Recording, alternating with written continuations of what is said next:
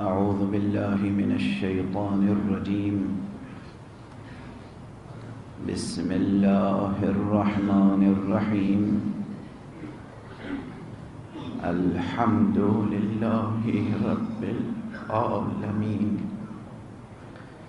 والصلاة والسلام على أشرف الخلائق أجمعين، سيدنا وسيد الأولين والآخرين، حبيبنا وحبيب إله العالمين،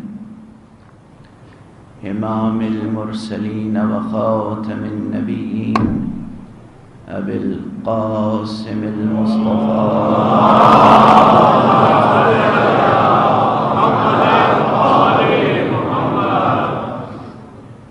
وعلى أهل بيته الطيبين الطاهرين الهداة المهديين المعصومين المظلومين، واللعنة الدائمة على أعداء الدين أجمعين. أما بعد، فقد قال الله تعالى عز اسمه في محكم كتابه ومتقن خطابه. بسم الله الرحمن الرحيم. الله لا إله إلا هو الحي القيوم، لا تأخذه سنة ولا نوم. صلوات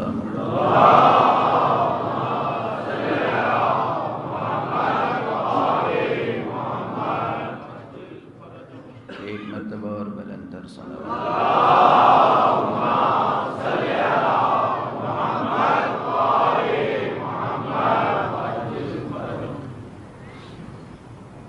برادران انسانی، عزیزان ایمانیوں اسلامی اور مسلمانان حسینی،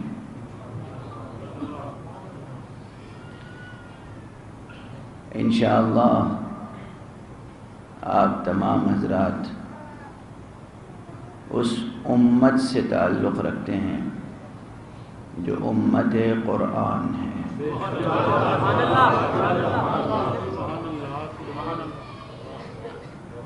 یہ بہت بڑا افتخار ہے،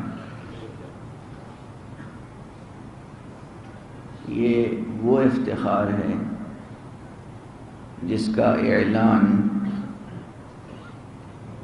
سرکار سید الشہداء نے روز عاشور فرمایا ہے۔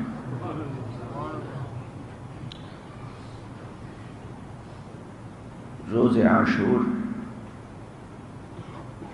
جب سرکار سید الشہداء نے اپنے با وفا اصحاب کو مخاطب فرمایا ہے، ان سے خطاب فرمایا تو کہا یا امت القرآن، اے امت قرآن۔ اور جب اپنے دشمنوں سے خطاب کیا تو فرمایا یا امت السوء۔ اس لیے میں گزارش کر رہا ہوں کہ انشاءاللہ جہاں تک میری آواز پہنچ رہی ہے، آپ امت قرآن کے افراد میں سے ہیں۔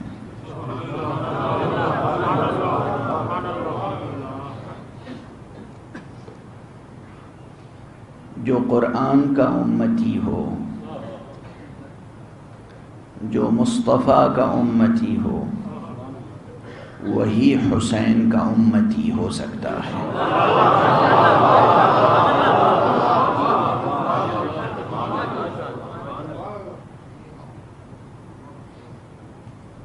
جس کے ہاتھ میں قرآن ہو اسی کو مدرسہ حسینی میں داخلہ نصیب ہو سکتا ہے۔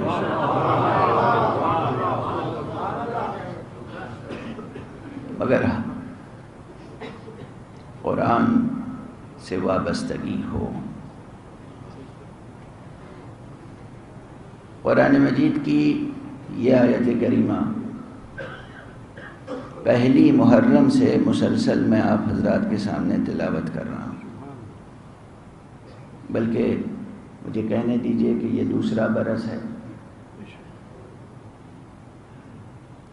یا غالباً تیسرا برس ہے کہ آیت الکرسی کے ضمن میں گفتگو ہو رہی ہے، اور ابھی بات صرف تیسرے فقرے تک پہنچی ہے۔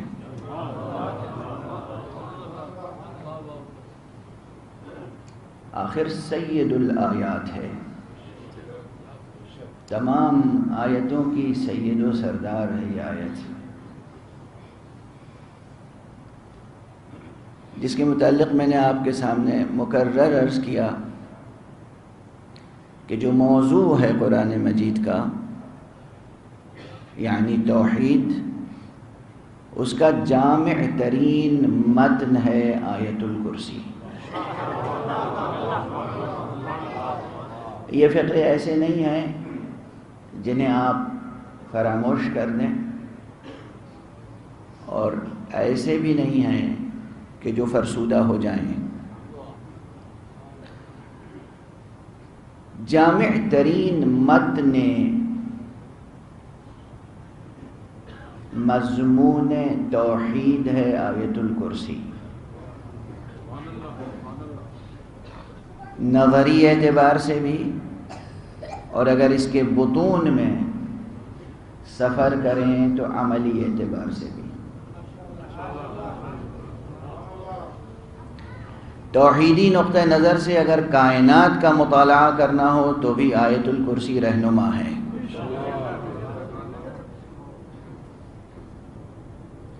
توحیدی نقطہ نظر سے اگر انسانی وجود کا مطالعہ کرنا ہو تب بھی آیت الکرسی رہنما ہے۔ توحیدی نقطہ نظر سے اگر حجج الہیہ کی جستجو کرنی ہو تب بھی آیت الکرسی رہنما ہے۔ اس دنیا میں اگر سچے رہبر و رہنما کی تلاش کرنی ہو تو بھی آیت الکرسی رہنما ہے۔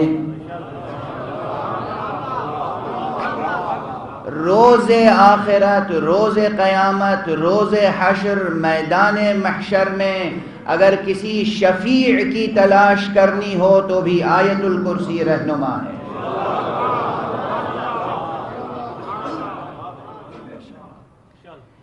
اس دنیا میں نظام ہدایت سے لے کر اس دنیا میں مقام شفاعت تک آیت الکرسی احاطہ کیے ہوئے ہیں۔ یہ آیت الکرسی، اس آیت الکرسی کی روشنی میں مقام حسینی کو دریافت کیجیے۔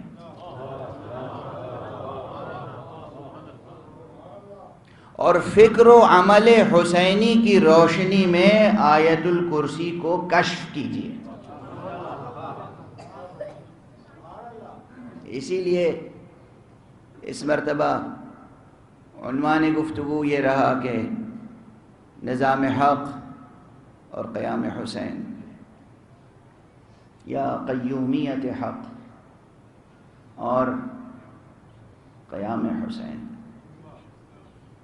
مسلسل آپ کے سامنے گزارش کرتا رہا ہوں، اب فہرست وار صرف توجہ مبذول کر رہا ہوں۔ میں نے گزارش کی کہ اس میں گرامی الحی القیوم اپنے پہلے والے فقرے کی تفسیر کرتا ہے اور اس کے بعد والے فقرے اس کی تفسیر کرتے ہیں۔ اللہ لا الہ الا ہو، اس کی تفسیر ہے الحی القیوم۔ تفسیر بھی ہے، دلیل بھی ہے، برہان بھی ہے، استدلال بھی ہے، سب اس میں چھپا ہوا ہے۔ اور اس میں جو کچھ پوشیدہ ہے اور چھپا ہوا ہے وہ سب اس کے بعد کے فقروں میں بالاقساط آ رہا ہے۔ الحی القیوم لا تأخذہ سنۃ ولا نوم، وہ ہے کہ جو کبھی نہ اونگتا ہے نہ سوتا ہے، نہ اس پہ نیند کا غلبہ ہے نہ وہ سوتا ہے۔ یہ فقرہ بھی جتنا سادہ معلوم ہوتا ہے اتنا سادہ ہے نہیں۔ اگر زندگی رہی تو صرف اس فقرے پر لا تأخذہ سنۃ ولا نوم، نہ اسے اونگ آتی ہے نہ وہ سوتا ہے، اس فقرے کی گہرائی پر بھی انشاءاللہ 10 دنوں تک گفتگو ہوگی۔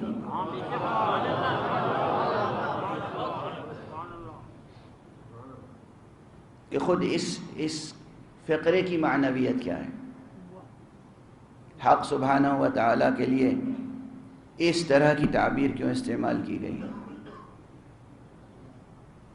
لیکن اس وقت تیزی سے گفتگو کو سمیٹنا ہے۔ اس کے بعد کا فقرہ لہو ما فی السماوات وما فی الارض من ذا الذی یشفع عندہ الا باذنہ۔ بات شفاعت تک پہنچ گئی یا نہیں؟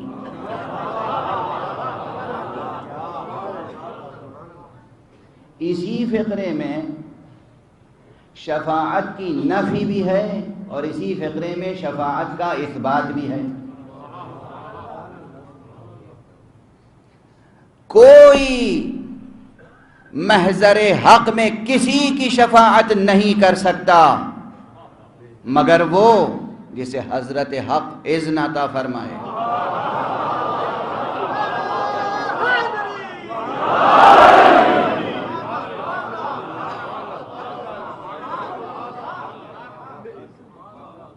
کیا ایجاز و اعجاز ہے، کیا افصاح و ابلاغ ہے، کیا جلال و جمال ہے اس فقرے میں۔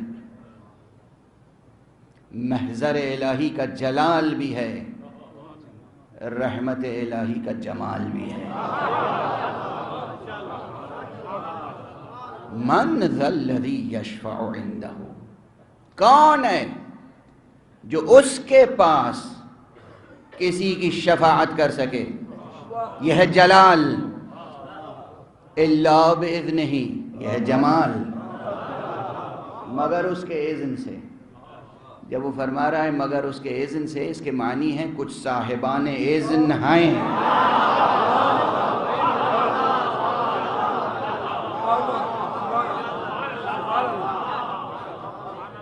کچھ صاحبان اذن ہیں۔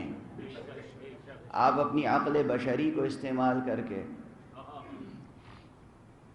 در کو دریافت کرنا چاہیں، جستجو کرنا چاہیں کہ وہ کون ہو سکتا ہے جو محضر حق میں شفیع بن سکے۔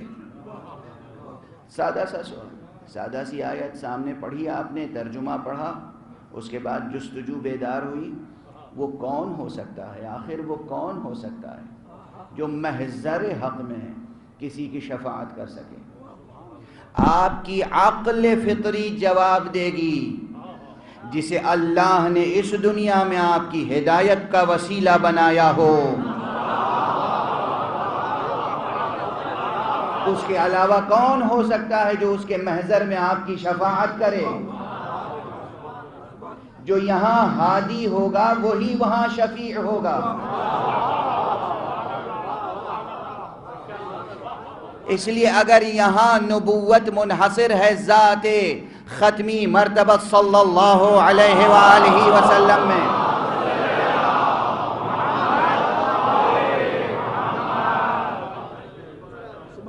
اگر یہاں دار دنیا میں نبوت، رسالت، ہدایت منحصر ہے ذات مصطفیٰ میں صلی اللہ علیہ وآلہ وسلم،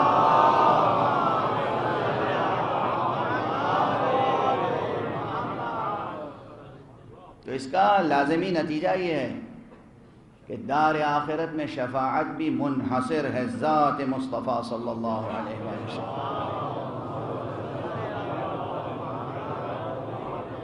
اس دنیا میں نبی، ہادی، رسول، اس دنیا میں منجی و شفیع، وہاں شفاعت کرنے والے۔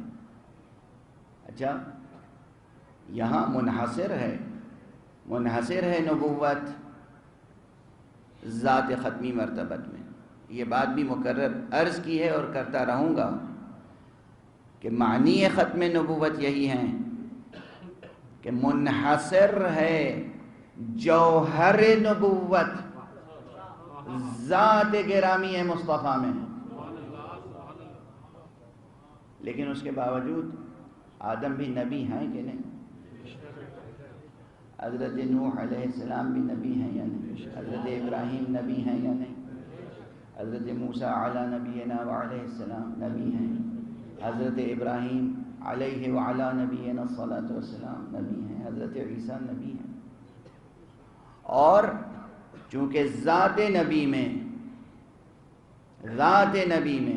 ذات ختمی مرتبت میں نبوت بھی ہے، رسالت بھی ہے، ولایت بھی ہے، امامت بھی ہے.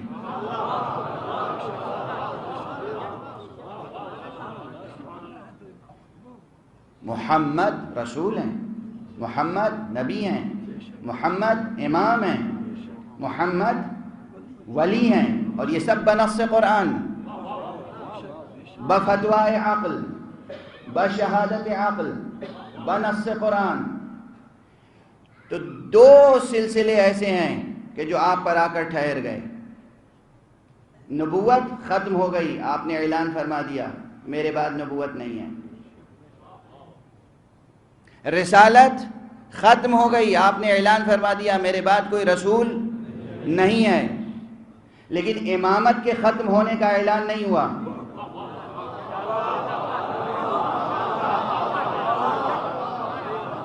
ولایت کے ختم ہونے کا اعلان نہیں ہوا.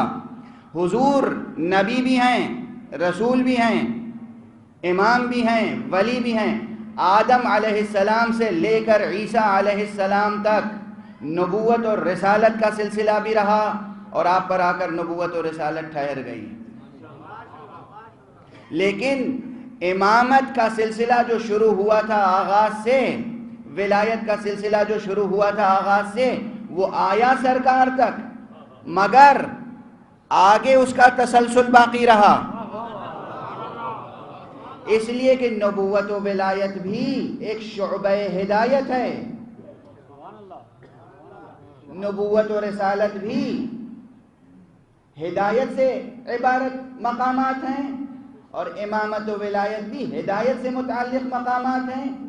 اگر یہ تمام مقامات ہدایت سے متعلق ہیں تو جو یہاں اس دار دنیا میں ہدایت کا متکفل ہے، ہدایت کا ذمہ دار ہے، وہ دار آخرت میں شفاعت کا حق پائے گا.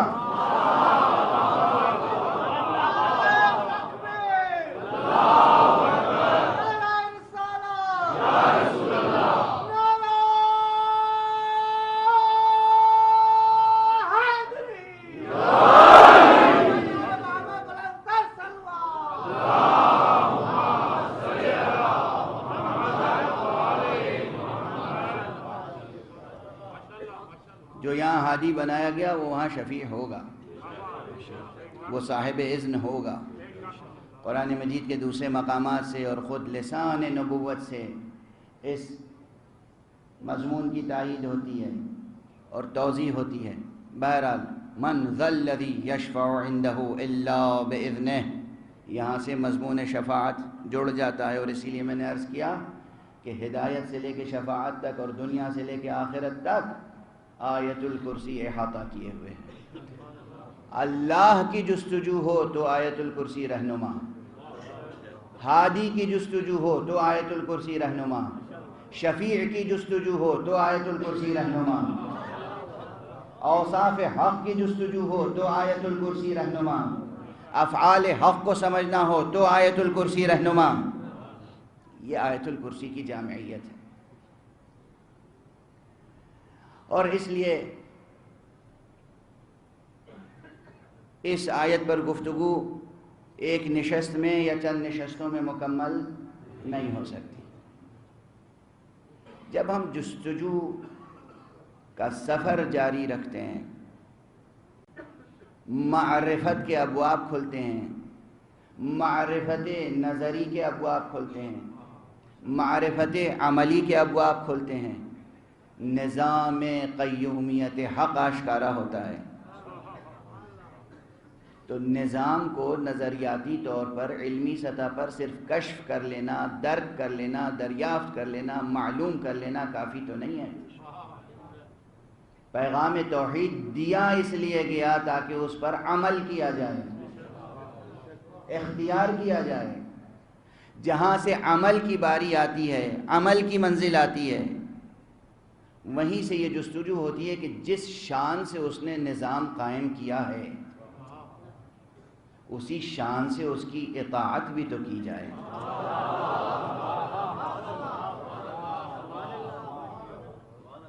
جس لطف سے، جس رافت سے اس نے یہ نظام قائم فرمایا ہے، اسی جذبہ اطاعت سے، اسی جذبہ بندگی سے اس نظام کو قبول بھی تو کیا جائے، اسی انداز سے سیر و سفر کیا جائے۔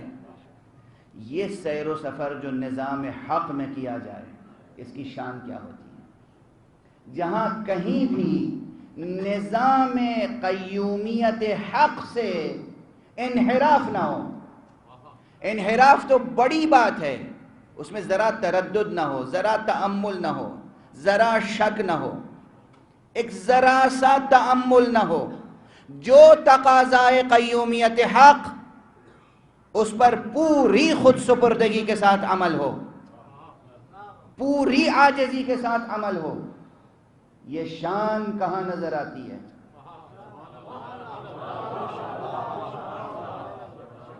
ہم سب مکلف ہیں، حضرت آدم علیہ السلام سے لے کر آج تک اور قیامت تک سب مکلف ہیں اطاعت حق کے، سب کو نظام قیومیت حق احاطہ کیے ہوئے ہیں، اور سب مکلف ہیں کہ اس نظام کے مطابق زندگی بسر کریں، اور ایسی زندگی بسر کریں کہ بندگی کا حق ادا ہو جائے، اطاعت کا حق ادا ہو جائے، پورے شعور کے ساتھ، پورے جذبے کے ساتھ، عقل بھی ہم آہنگ ہو، جذبہ بھی ہم آہنگ ہو، دماغ بھی راضی ہو، دل بھی راضی ہو، اس طرح اطاعت کی جائے۔ اگر کہیں ذرا بھی تأمل ہے یا تردد، اگر ذہن میں تأمل ہے، دل میں تردد ہے، تو اطاعت کمال کے درجے سے محروم ہو جائے گی۔ یہ کیفیت بزم سے لے کر رزم تک، امن کے ماحول سے لے کر خوف کے ماحول تک، عافیت کے ماحول سے لے کر مصائب کے ماحول تک، ہر جگہ یہ کیفیت ہونی چاہیے کہ جو رضا حق ہو وہ بندے کی رضا ہو۔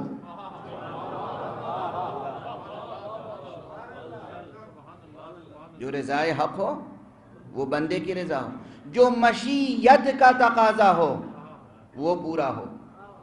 بندے کی شان یہ ہوتی ہے۔ کسی نے مجھ سے پوچھا، غالباً آج ہی کی بات ہے، کہ مشیت کسے کہتے ہیں؟ جس سیاق و سباق میں پوچھا تھا، ابھی فوری اس کا حوالہ نہیں دوں گا، اس لیے کہ آپ کی طبیعتیں منقلب ہو جائیں گی۔ جب یہ کہا جاتا ہے کہ مشیت کا تقاضا یہ ہے، اس کے کیا معنی ہے؟ اب یہاں پر بہت دقیق علمی بحث ہے۔ حکم الہی، اللہ سبحانہ و تعالیٰ کے اوامر کے مراتب ہیں، توجہ رکھیے گا۔ ایک حکم ہوتا ہے حکم شأنی، مرتبہ شأنیت میں، لیکن وہ مرتبہ انشاء تک نہیں پہنچا، اور ایک حکم ہے جو مرتبہ انشاء تک پہنچ گیا مگر مرتبہ تنجز تک نہیں پہنچا۔ اس کے کیا معنی ہے؟ بہت دقیق اصطلاحیں ہو گئیں، وضاحت کر دیتا ہوں۔ آپ اپنے ذہن میں کبھی کبھی کوئی منصوبہ بناتے ہیں اپنے بچے کے لیے، ذہن میں آپ کے ایک منصوبہ ہے کہ یہ بچہ ہے، اس کی ذہانت ایسی ہے، اس کی ذہانت کے تقاضے یہ ہیں، اور اس کی ذہانت کو پروان چڑھانے کے لیے، تربیت کرنے کے لیے مجھے یہ ضابطہ بنانا چاہیے۔ یہ آپ نے سوچا اور درست سوچا، لیکن نہ کہا نہ کیا۔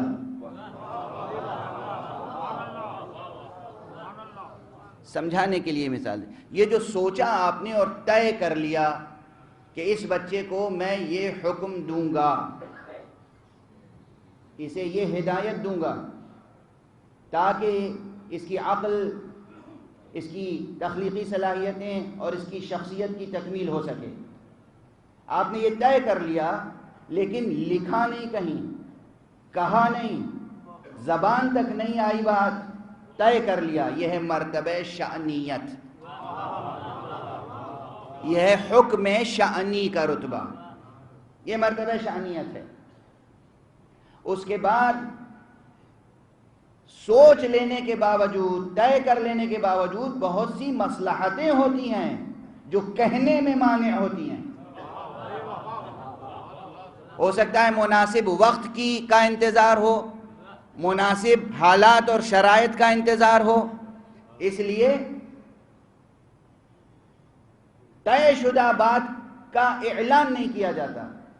پھر وہ زمانہ آ جاتا ہے، وہ موقع آ جاتا ہے، وہ محل فراہم ہو جاتا ہے کہ جب آپ اپنے فیصلے کا اعلان کرتے ہیں، بیٹا تمہارے اندر ذہانت ہے، صلاحیت ہے، ماشاءاللہ تمہارے اندر تخلیقی صلاحیت ہے، میں نے تمہارے لیے یہ فیصلہ کیا ہے۔ اب آپ نے جیسے ہی فیصلہ بتا دیا،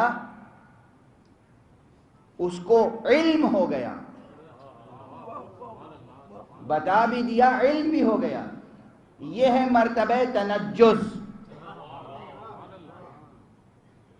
اور ایک مرتبہ ان دونوں کے درمیان میں ہے، مرتبہ شانیت اور مرتبہ تنجز کے درمیان۔ مرتبہ شانیت کیا ہے کہ آپ نے طے کیا، تنجز کیا ہے، بتا دیا۔ ایک درمیانی منزل ہے، طے کیا اور لکھ دیا، ابھی وہ تحریر اس کے ہاتھ میں نہیں گئی۔ جب اس کے ہاتھ میں پہنچ جائے گی تو یہ تنجز کی منزل ہوگی، لیکن لکھی جا چکی، اس لیے اب یہ انشائیت کی منزل ہے۔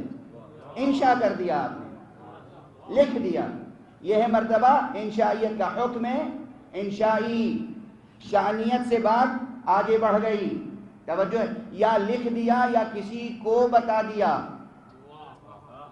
کہ دیکھیں میں نے اس بچے کے لیے طے کیا ہے اور آپ اس کو یہ بتا دیجئے گا مناسب وقت پر۔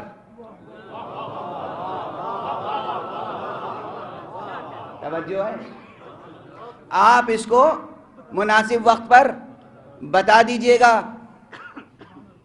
کہ اسے یہ کرنا ہے۔ توجہ ہے،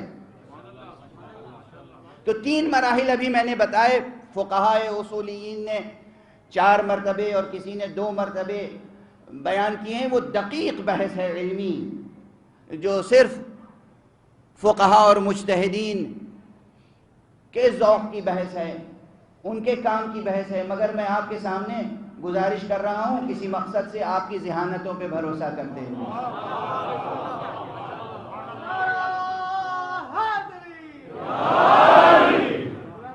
ایک ہے مرتبہ، ایک بلندر صلوات پڑھ دیجیے۔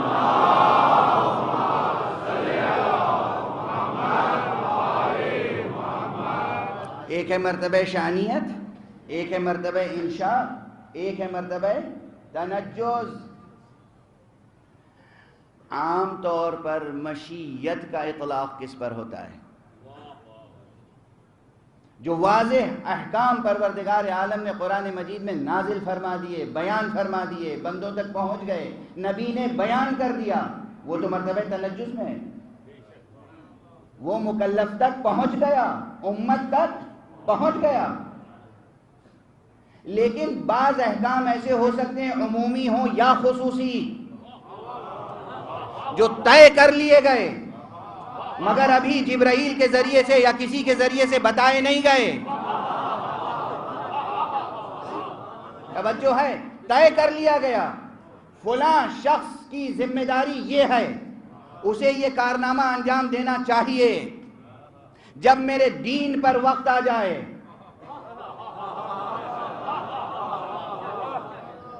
تو اسے یہ کارنامہ انجام دینا چاہیے، یہ طے کر لیا۔ توجہ ہے، اور طے بھی کیا صلاحیت دیکھ کر۔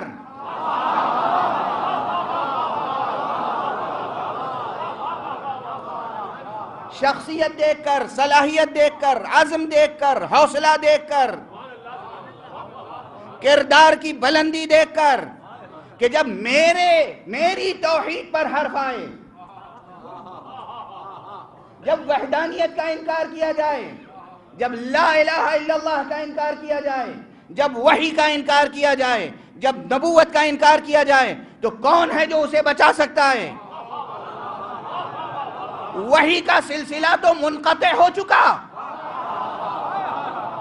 پیغمبر کے بعد نبوت نہیں آئے، وحی نہیں آئے گی، جبرائیل وحی لے کر نہیں آئیں گے، دوسری حیثیتوں سے آ سکتے ہیں۔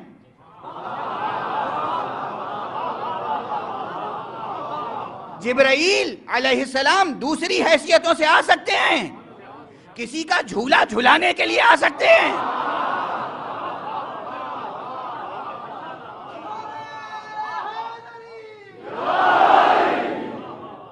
کسی کی خدمت کرنے کے لیے آ سکتے ہیں، کسی کو خراج تحسین پیش کرنے کے لیے آ سکتے ہیں، خراج عقیدت پیش کرنے کے لیے آ سکتے ہیں، مگر بحیثیت امین وحی لے کر نہیں آ سکتے، نبوت ختم ہو چکی۔ اب موقع بھی آیا بعد ختمی مرتبہ، وحی نہیں آ سکتی، رسالت ختم ہو گئی، نبوت ختم ہو گئی، اب کسی کے لیے ایک حکم ہے جو مشیت میں ہے،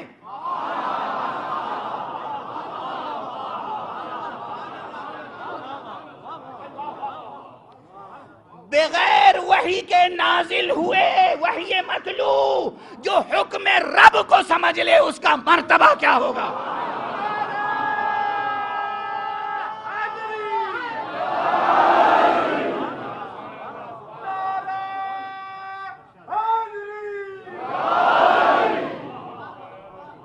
توجہ ہے، توجہ ہے۔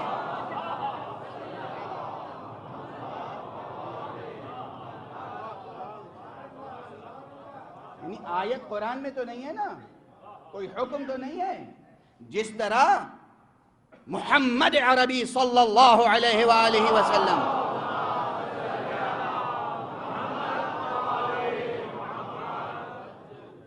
سے کہا گیا وَأَنذِرْ عَشِيرَتَكَ الْأَقْرَبِينَ، آپ اپنے قرابت داروں کو ڈرائیں، جس طرح کہا گیا کہ تبلیغ فرمائیں، بلغ، تبلیغ فرمائیں،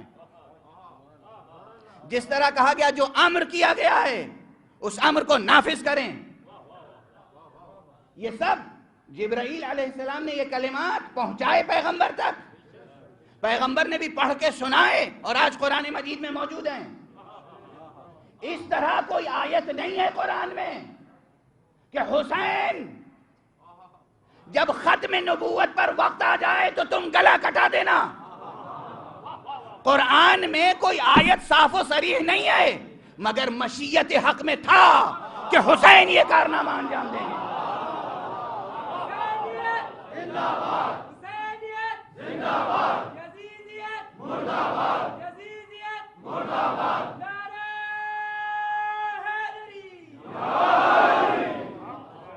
توجہ ہے، مشیت سمجھ میں آئی؟ اگر وہ حکم شانی اور حکم انشائی اور حکم منجز یا حکم تنجیزی سمجھ میں آ گئے مراتب، تو اب سمجھ میں آئی بات کہ ایک چیز، یعنی یہ لفظ کہہ لینے دیجئے بطور استعارہ، جیسے میں قلب مشیت کہتا ہوں ویسے ہی ذہن مشیت کہہ دوں، سمجھنے سمجھانے کے لیے، ٹھیک ہے نا؟ یا قلب مشیت ہی کی ترکیب رہنے دیجئے، قلب مشیت میں ایک فیصلہ ہے، فیصلہ کہیے یا امید کہیے،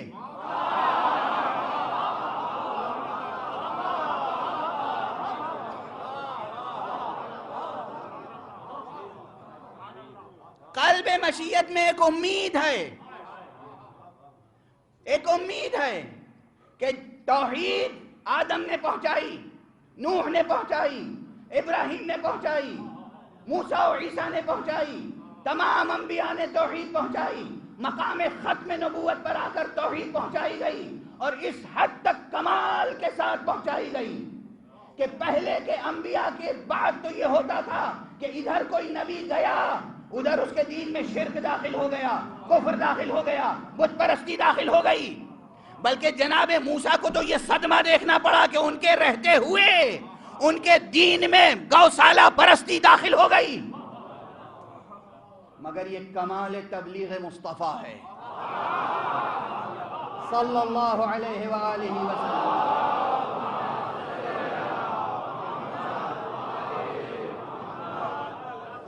یہ کمال تبلیغ مصطفیٰ ہے آج دنیا میں.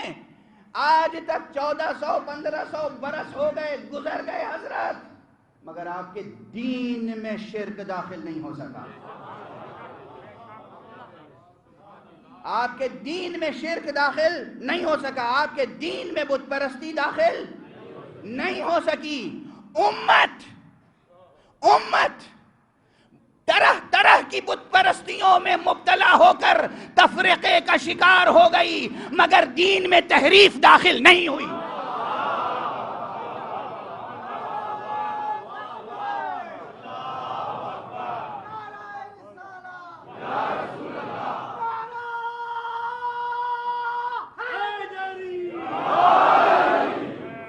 دین مصطفیٰ، متن دین مصطفیٰ محفوظ ہے.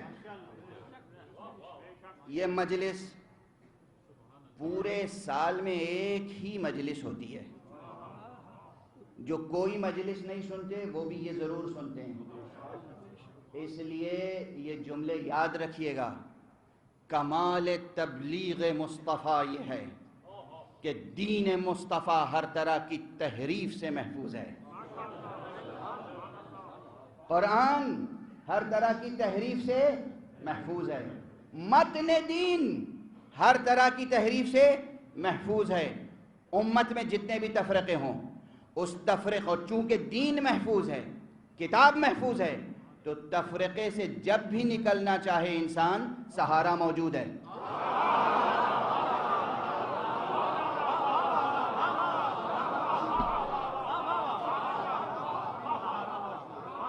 سہارا موجود ہے.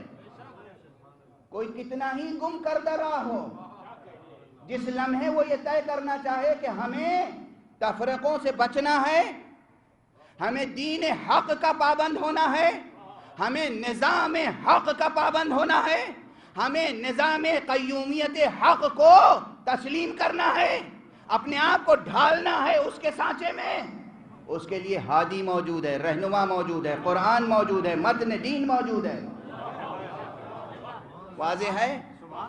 اس لیے امت قرآن کے افراد، ملت اسلامیہ کے افراد، امت اسلامیہ کے افراد جہاں جہاں بھی ہوں، جس نسل سے، جس قوم سے، جس قبیلے سے، جس ملک سے، جس رنگ کے بھی ہوں، جس زبان کے بھی ہوں، اگر وحدت اختیار کرنا چاہیں تو راستہ کھلا ہوا ہے.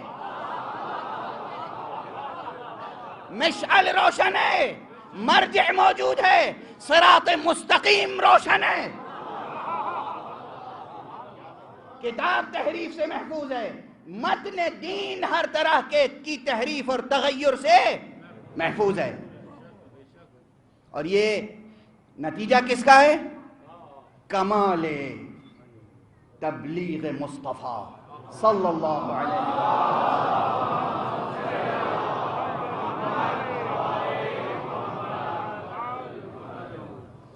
آدم سے لے کر عیسیٰ علیہ السلام تک، علیہم السلام، سب نے توحید پہنچائی اور مصطفیٰ نے توحید پہنچائی. سب نے توحید پہنچائی، لیکن ان کے فوراً بعد دین میں کہیں نہ کہیں سے شرک داخل ہو گیا. یہ ان کی تبلیغ کا نقص نہیں تھا، مگر ہوا یہ کہ دین میں شرک داخل ہو گیا، کفر داخل ہو گیا، بت پرستی داخل ہو گئی. مگر پیغمبر نے جب مقام خاتمیت سے توحید پہنچائی ہے، آخر مقام خاتمیت کی کوئی شان ہوتی ہے.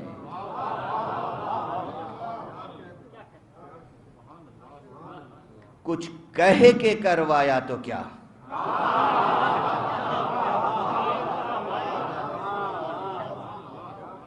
ارادہ، عزم، نظر، نگاہ، یہ چیزیں مؤثر ہوتی ہیں، یہ عناصر بھی مؤثر ہوتے ہیں. تو حضور نے اس عزم سے، اس ارادے سے، اس کمال سے پہنچائی ہے توحید کہ آج بظاہر وہ اس عالم خاکی میں نہیں ہے، مگر توحید محفوظ ہے. توحید محفوظ ہے، نبوت کی شان محفوظ ہے. لیکن ایک چیز اور ہے، حضور کے حسن تبلیغ کے ساتھ ساتھ، حضور کے کمال تبلیغ کے ساتھ ساتھ ایک عنصر اور ہے جو محافظت کرتا رہا ہے. اور وہ عنصر ہے آپ کے اہل بیت کی قربانیاں۔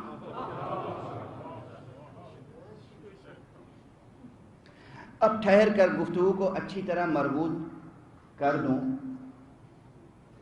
حضور نے توحید پہنچائی اور کس کمال کے ساتھ پہنچائی، مگر یہ امکان تھا کہ بعد پیغمبر اس پیام توحید میں بھی تغیر پیدا ہو جائے، انحراف آ جائے، تحریف پیدا ہو جائے۔ کوششیں بھی کی دشمنوں نے، دشمنان خدا نے، دشمنان رسول نے دین میں تحریف کی پوری کوششیں کی، قرآن میں تحریف کی پوری کوششیں کی، مگر کچھ ایسی ہستیاں تھیں جو اہل بیت ختم نبوت سے تھیں، ان کے لیے علیحدہ سے وحی نہیں آئی تھی۔ جو ان کے مراتب قرآن میں ہیں وہ اپنی جگہ محفوظ، آیت مباہلہ، آیہ تطہیر، آیہ مودت، آیہ امامت، وہ سب اپنی جگہ محفوظ، لیکن یہ حکم صراحتاً جس طرح پیغمبر کے لیے آیا تھا کہ آپ تبلیغ کریں، آپ انذار کریں، اس طرح کہیں یہ نہیں تھا کسی شخص کو معین کر کے۔ لفظوں میں یہ بات قرآنی لفظوں میں نہیں کہی گئی وضاحت کے ساتھ، لیکن مشیت میں تھی، گویا حکم شأنی تھا، اس حکم کی اطلاع پیغمبر کو بھی تھی، پیغمبر اپنی زبان مبارک سے بتا بھی چکے تھے، اور اس لیے عمل سرکار سید الشہداء، اس کی حیثیت فقہی اصطلاح میں اگر کہی جائے تو یہ ہے کہ آپ نے تنجس سے پہلے حکم شأنی کا مطالعہ کر کے عمل کیا ہے۔ توجہ ہے؟ حکم شأنی کا مطالعہ کر کے۔ جیسے ایک مثال دے دوں، آپ اگر انتہائی ذہین اور شفیق باپ ہیں، اچھے گارجین ہیں، اچھے مربی ہیں، اچھے معلم ہیں، آپ نے بہت اچھی تربیت اپنے بچے کی اور بچہ بھی ذہین ہے، بچہ بھی خوش اخلاق و خوش باطن و خوش ظاہر ہے، تو کبھی کبھی بچوں کی فراستیں اور ذہانتیں یہ ہوتی ہیں کہ باپ کے کہے بغیر وہ سمجھ جاتی ہیں کہ باپ چاہتا کیا ہے۔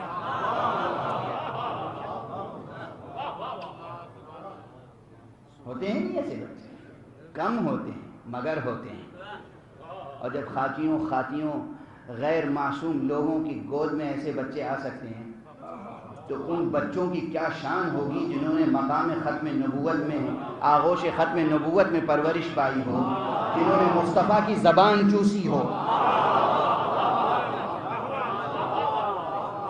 دیکھیے بہت عام فہم بات ہے، سامنے کی بات ہے، مگر تذکر ضروری ہے۔ جن بچوں نے زبان پیغمبر چوسی ہو، آغوش ختم نبوت میں پرورش پائی ہو، ان بچوں کی ذہانت و فراست کی کیا کیفیت ہوگی؟ انہیں ان کی ذہانت کی اور فراست کی کیفیت یہی ہے کہ جو بات لسان وحی پر نہیں آئی وہ بھی جانتے تھے،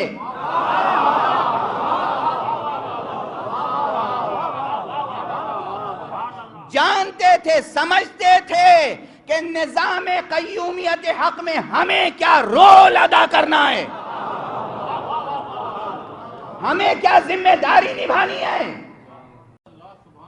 اور یہی باتیں تھیں جو آپس میں ہوا کرتی تھیں۔ بہت فضائل پڑھنے کا جی چاہتا تھا، بہت مطالب بیان کرنے کا جی چاہتا تھا، مگر آج طبیعت ساتھ نہیں دے رہی۔ یہ مجلس بطور خاص بعنوان شام غریباں ہو رہی ہے، اس لیے گفتگو کا دامن سمیٹ رہا ہوں۔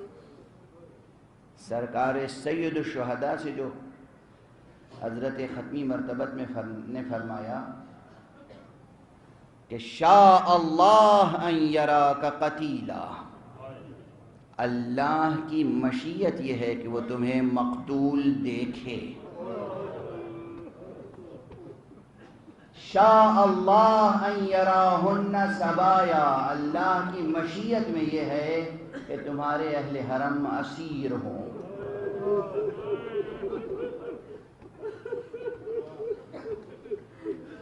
یہ مقام بہت دقت طلب ہے. بس دیکھیے مطالب ایسے ہیں ان میں فضائل پوشیدہ ہیں مگر آنکھیں آنسو بہانے لگتی ہیں. نظام حق کو اصول سے فروع تک، ظاہر سے باطن تک جو سمجھ جائے نظام قیومیت حق کو، اور اس کے بعد بے تأمل و بے تردد اس پر عمل کرے، اسی کی زبان سے یہ فقرہ ادا ہوتا ہے انا للہ و انا الیہ راجعون رضا بقضائہ و تسلیما لامرہ. کیا عظیم فقرہ ہے، کیا عظیم فقرہ ہے، کیا عظیم فقرہ ہے.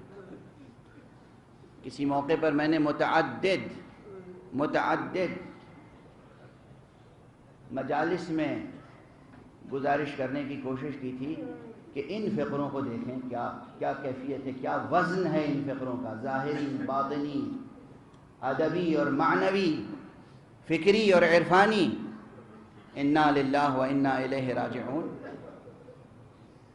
یہ آیت قرآنی ہے، ایک فقرہ ہے آیت کے درمیان.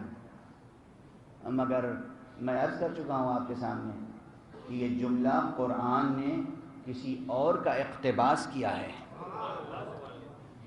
قرآن میں، مگر قرآن خود کہتا ہے کہ دیکھو یہ جملہ کسی اور کا ہے، مگر ہے اتنا حسین، اتنا جمیل، اتنا جلیل، ایسا جملہ ہے، ایک کریم کا کریمانہ فقرہ ہے، ایک عظیم کا عظیم فقرہ ہے کہ اسے قرآن نے اقتباس کر کے متن قرآنی میں شامل کر دیا.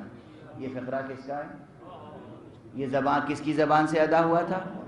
جنگ احد میں، میدان احد میں جب جناب حمزہ شہید ہوئے ہیں، جنہیں سید الشہداء کا لقب سب سے پہلے ملا.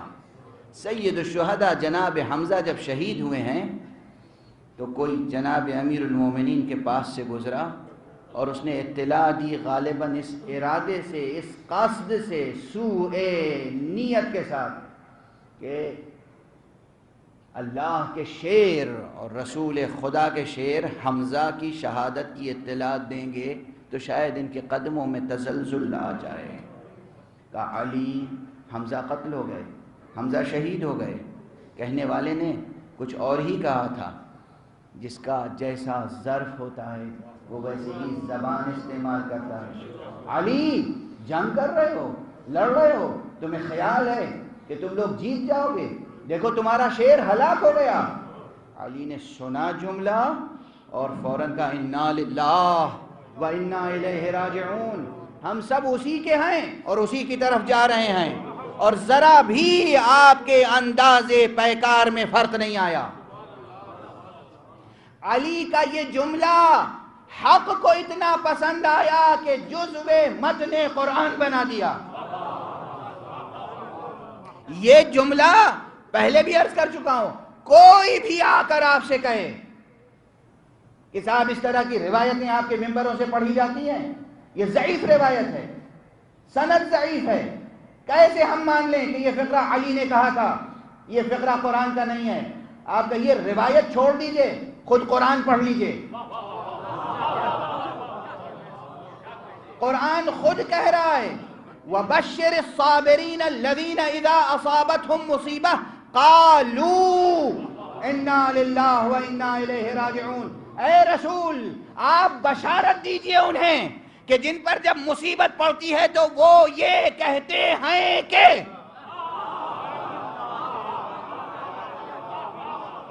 قرآن خود کہہ رہا ہے جو یہ کہتے ہیں، یعنی کچھ ہیں جو یہ کہتے ہیں.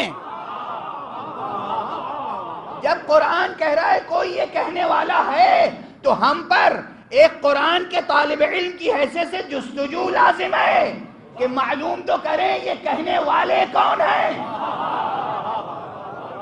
میں اس سے پہلے بھی کہہ چکا ہوں، اب جو بھی اس روایت کا انکار کرے وہ بتائے کہ آخر کون ہے جس نے انا للہ و انا الیہ راجعون مصیبت میں کہا.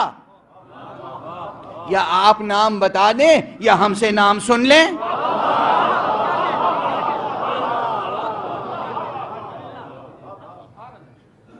قرآن نے کہا یہ کسی اور کا جملہ ہے، یہ اس بہادر کا جملہ ہے، اس صابر کا جملہ ہے، اس مومن کا جملہ ہے کہ جس نے مصیبت پڑنے پہ کہا انا للہ، ہم تو اللہ ہی کے ہیں اور اسی کی طرف جا رہے ہیں۔ یہ جملہ امیر المؤمنین کا ہے۔ اب میں عرض کرتا ہوں، خدا کی قسم اگر وحی کا سلسلہ جاری رہتا، اگر وحی کا سلسلہ جاری رہتا تو جو جملہ سرکار سید الشہداء نے ادا فرمایا ہے یہ بھی متن قرآن کا حصہ بن جاتا، اس لیے کہ ادبی اعتبار سے، معنوی اعتبار سے، فکری اعتبار سے، عرفانی اعتبار سے، ہر اعتبار سے یہ جملہ اسی کے برابر کا جملہ ہے۔ بلکہ چیلنج کرتا ہوں، دنیا کا بڑے سے بڑا عربی داں اور ادیب، تخلیقی ذہن رکھنے والا، اصالت تخلیق سے آشنا، ناموس تخلیق سے آشنا، کوئی ادیب، کوئی شاعر، کوئی خطیب، کوئی عربی داں، اہل زبان، ماہر زبان آ جائے، اگر قرآن ہٹا دیا جائے سامنے سے تو وہ یہ کہہ نہیں سکتا کہ یہ دو جملے الگ الگ ہیں۔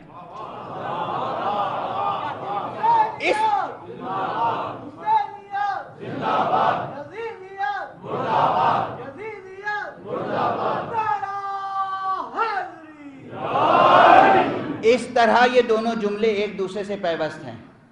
انا للہ و انا الیہ راجعون رضا بقضائہ و تسلیما لامرہ، ایک جملہ ہے۔ یہ دونوں جملے مل کر اس معصومانہ کیفیت کا اظہار کرتے ہیں کہ کس طریقے سے نظام قیومیت حق سے بندہ ہم آہنگ ہوتا ہے۔ یاد رکھیے گا جملہ، بندہ، عبد کس طرح مرضی معبود سے ہم آہنگ ہوتا ہے، چاہے وہ امن کا ماحول ہو یا خوف کا ماحول۔ رضا بقضائہ کہنا معمولی بات ہے، معمولی بات ہے۔ ہم اللہ ہی کے ہیں اور اللہ ہی کی طرف جا رہے ہیں، اور ہمارے جانے کی کیفیت یہ ہے، ہمارے سیر و سفر کی کیفیت یہ ہے، ہمارا حال یہ ہے کہ ہم ہر طرح سے راضی ہیں، اور ہمارا سر تسلیم خم ہے، اور یہ سر تسلیم صرف محراب میں خم نہیں ہوتا، یہ خنجر تلے بھی خم رہتا ہے۔ بس گفتگو ختم ہو گئی، گفتگو تمام ہو گئی۔ یہ جملہ انا للہ کا فقرہ جو یقیناً اب قرآنی فقرہ ہے، یہ فقرہ جو ایک صابر و مومن اولو العزم عبد کی اس کیفیت کا اظہار کرتا ہے کہ وہ نظام قیومیت حق سے مکمل طور پر ہم آہنگ ہے، یہ فقرہ سرکار سید الشہداء نے بار بار زبان پر دہرایا۔ مولا امیر المؤمنین نے تو جنگ احد میں کہا تھا، اس کے بعد یہ فقرہ متعدد بار متعدد شخصیتوں نے کہا، مگر سرکار سید الشہداء نے جب جب کہا ہے تاریخ میں محفوظ ہے۔ جب مدینے میں سب سے پہلے وہ پیغام ملا جس کے بعد آپ کے لیے مدینہ چھوڑ دینا لازم ٹھہرا، تو آپ نے فرمایا انا للہ و انا الیہ راجعون۔ اس کے بعد کربلا کے سفر میں جب آپ کو اپنے قاصد کی شہادت کی اطلاع ملی، آپ نے کہا انا للہ و انا الیہ راجعون۔ اور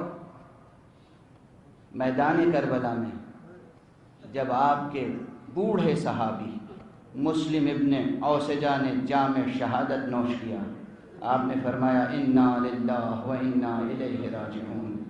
وقت نہیں ہے ورنہ میں تفصیل سے عرض کرتا کہ ہر مرتبہ جب امام نے انا للہ کا فقرہ کہا ہے تو اس کے ساتھ ایک فقرہ اور ارشاد فرمایا ہے جو ان حالات اور کوائف کی وضاحت کرتا ہے، لیکن آخری بار جو حسین نے کہا ہے وہ ایک قیامت خیز منظر ہے۔ کربلا میں سورج ڈھل چکا ہے،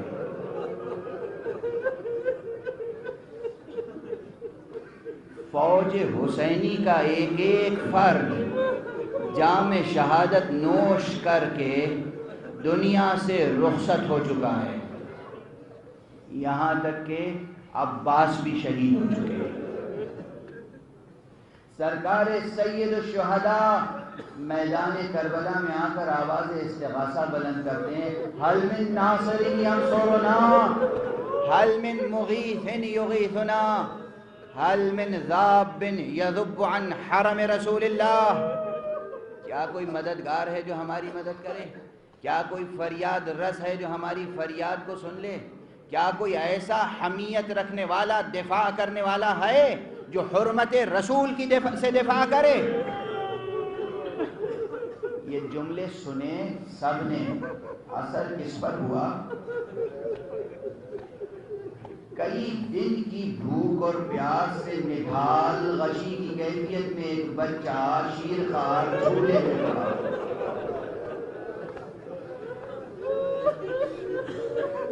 وہ بچہ، اب اس کی غشی دور ہو گئی، غشی سے گویا افاقہ ہو گیا۔ بچہ ایسا تڑپا، بے چین ہوا بابا کی آواز سن کے کہ جھولے سے زمین پہ گر پڑا۔ ماں نے اٹھا کے کلیجے سے لگا لیا، پھوپھی آ گئی، ماں کو بھی سنبھالا، بچے کو بھی سنبھالا، لیکن اس منظر نے سب کو تڑپا دیا۔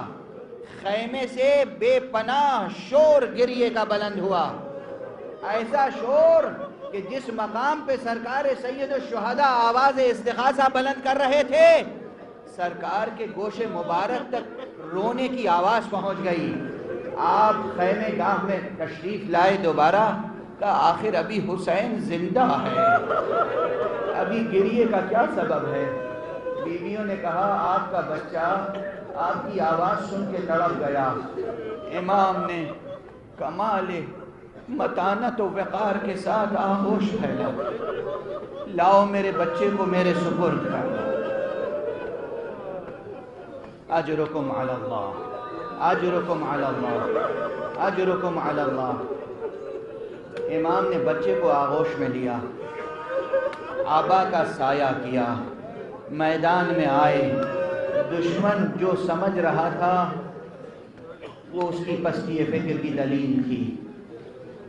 دشمن سمجھ رہا تھا کہ حسین کسی صورت سے اپنی جان بچانے کی تدبیر فرما رہے ہیں۔ جناب سید الشہداء نے جب ابا کا دامن ہٹایا اور اس کے بعد اس بچے کو فوج کے سامنے پیش کیا اور ایک فقرہ کہا، اگر تم یہ سمجھتے ہو کہ اس بچے کے بہانے سے پانی لے کر حسین پی لے گا تو تم خود اس کی پیاس بجھا دو۔ اور دوسرا فقرہ یہ کہا اپنے بچے کی طرف دیکھ کر، بیٹا تم حجت خدا کے فرزند ہو، اپنی پیاس کا اظہار خود کرو، حجت تمام کرو۔ بچے نے مرجھایا ہوا چہرہ فوج کی طرف پھیرا، سوکھی زبان ہونٹوں پر پھرائی، اور اس کے جواب میں ایک تلاطم برپا ہوا، ایک کوہرام برپا ہوا۔ فوج منقلب ہو گئی، اشقیاء رونے لگے، کچھ چاہتے تھے کہ پانی لے کر آ جائیں، مگر سپہ سالار نے ان کے حکم دے دیا، ایک شقی کو، حرملہ کو، اقطع کلام الحسین، کلام حسین کو منقطع کر دے۔ اس شقی نے تیر سہ شعبہ کا نشانہ بنایا بچے کو، بچہ بابا کے ہاتھوں پہ منقلب ہوا۔ ایک وہ منزل تھی جہاں بچہ ماں کے سامنے جھولے سے منقلب ہو کے زمین پر آیا تھا، ایک یہ منزل ہے جہاں بچہ بابا کے ہاتھوں پہ منقلب ہوا۔ اور اس موقع پر حسین نے بے اختیار کہا، انا للہ و انا الیہ راجعون، رضا بقضائہ و تسلیما لامرہ۔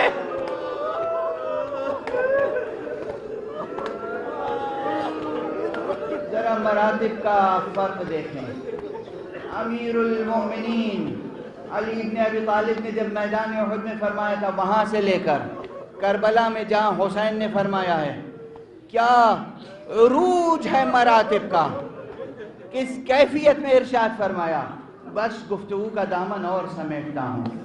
حسین نے ایک مرتبہ نہیں، 2 مرتبہ نہیں، متعدد بار یہ فقرہ زبان پر دہرایا ہے، اور وہ بار مصیبت سنبھالے ہوئے حسین 7 مرتبہ خیمے کی طرف بڑھے، 7 مرتبہ واپس آئے ہیں اور کہتے جاتے تھے انا للہ و انا الیہ راجعون رضا بقضائہ و تسلیما لامرہ، انا للہ و انا الیہ راجعون رضا بقضائہ و تسلیما لامرہ۔ زمین تا آسمان قیامت برپا تھی اور گویا حسین پوری شجاعت و شہامت و پورے صبر و ثبات قدم کے ساتھ ایک بار مصیبت اٹھائے ہوئے تھے۔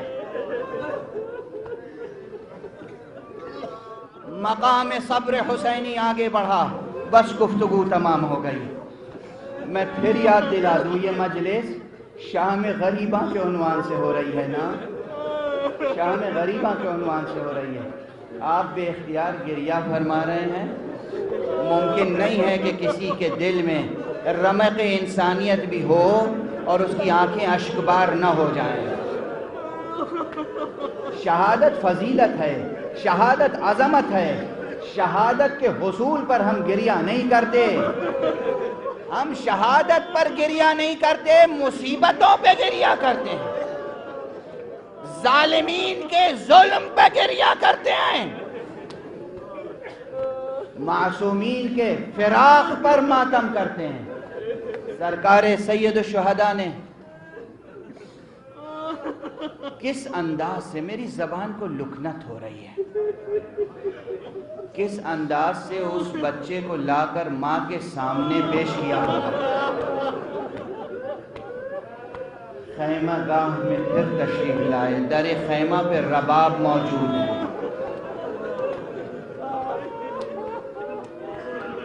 آپ نے ہزاروں لاکھوں بار یہ جملہ سنا ہوگا، اس لیے بس جملہ میں بھی جملہ ہی دہراؤں گا، مگر دیکھیے اس جملے کی المناکی میں کوئی فرق نہیں آیا ہے۔ باپ کی گود میں 6 مہینے کا بچہ ہے، گلا چھدا ہوا ہے، بچے کے گلے سے جو 2-3 قطرے خون کے نکلے ہیں اسے باپ نے اپنے چہرے پہ مل لیا۔ اس شکل و صورت کے ساتھ، اس حیت کے ساتھ باپ ماں کے سامنے کھڑا ہے۔ کوئی اور ماں ہوتی تو کیا کیا کچھ کہتی۔ یہ رباب ہے، کوئی اور نہیں ہے۔ رباب نے ایک مرتبہ بچے کو دیکھا اور بچے ہی سے خطاب کیا۔ حسین نے تیر لگنے سے پہلے اصغر سے خطاب کیا تھا، رباب نے تیر لگنے کے بعد خطاب کیا ہے اور کہا ہے بنیا مثلک ینحر، میرے بچے کیا تیرے جیسے بھی نہر کیے جاتے ہیں؟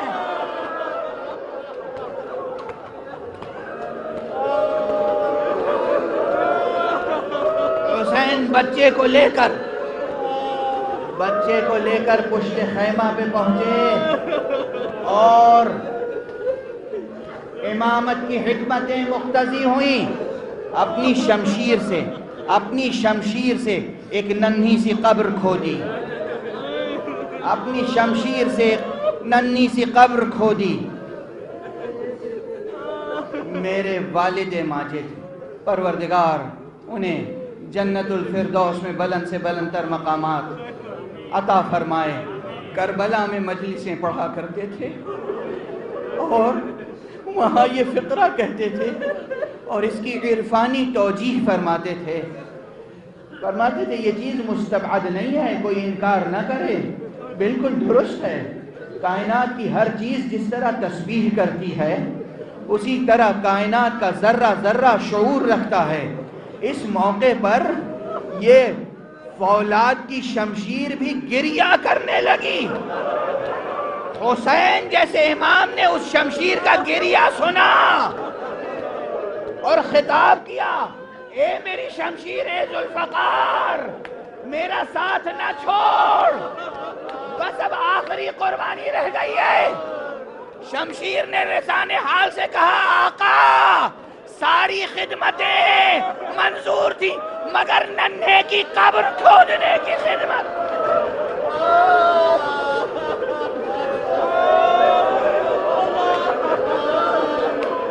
اس بچے کی قبر کھودنے کی خدمت بھی مجھ سے لی جائے گی۔ حسین نے بچے کو سپرد لحد کیا، بس تقاضا ہے رو لیجئے، گریہ کر لیجئے، گریہ کر لیجئے، گریے میں بخل نہ ہو، کمی نہ آئے، عرصہ دینا ہے، عرصہ دینا ہے، عرصہ دینا ہے کسے؟ رسول خاتم کو، خاتم النبیین کو، اور ان کی پارے جسم و جان، جزو جسم و جان، بضعۃ الرسول فاطمہ زہرا کو پرسا دینا ہے۔ میں کیسے عرض کروں، جس طرح اپنے آغوش میں اصغر کو حسین سنبھالے تھے، اسی طرح نشیب میں حسین کو زہرا سنبھالے تھی۔ اصغر کی شہادت کے بعد وہ شہادت عظمیٰ ہے کہ جہاں حسین ابن علی فریضہ اپنا پورا کر رہے ہیں، وظیفہ پورا کر رہے ہیں، حسین ابن علی نے علی اصغر کی شہادت کے بعد بے پناہ جنگ کی، اور اس کے بعد شہادت پیش کی۔ اب کوئی جملہ عرض کرنے کا موقع نہیں ہے، میری طاقت ساتھ چھوڑ رہی ہے، بس ایک جملہ کہوں، حسین نے ساری شہادتیں بارگاہ الہی میں خود پیش کی تھی۔ حسین کی شہادت کو بارگاہ الہی میں کس نے پیش کیا ہے؟